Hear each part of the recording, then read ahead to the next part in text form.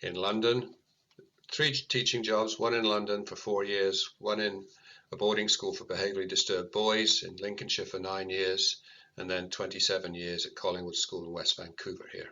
I know that you also are on a blogging journey, and it's under the website jimmytoldmeauthor.com. And I wondered, what inspired you to get into blogging?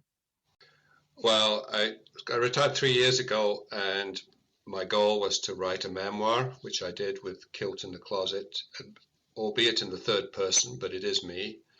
And so I thought, okay, well, I'm going to write it not as Peter Davidson, which is my name, but as Jimmy Told Me. My mother's maiden name is Told Me.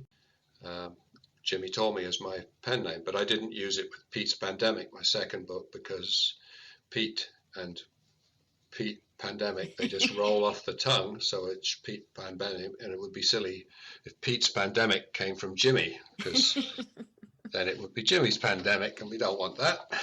Right. From your book, because you have 2 books, which are Pete's Pandemic and Kilt in the Closet. Kilt in the Closet is what inspired your blog writing, because you continue on with your blogs. Yes, Kilt in the Closet. They say there's a book in everyone, Mm-hmm. and that was the book that was in me. Mm-hmm. Now, they were both released in 2020. Kilt in the Closet, early 2020, and Pete's Pandemic late in 2020. I needed a pandemic for Pete's Pandemic. Yeah.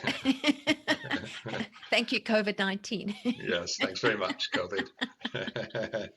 I loved the cover. You have this superhero character in his tartan kilt, and there is this tiny little COVID-19 critter sitting in the corner. So what inspired that cover? So, because I said before, I'm proud of my Scottish heritage, and we all want to kill this coronavirus bug. That's an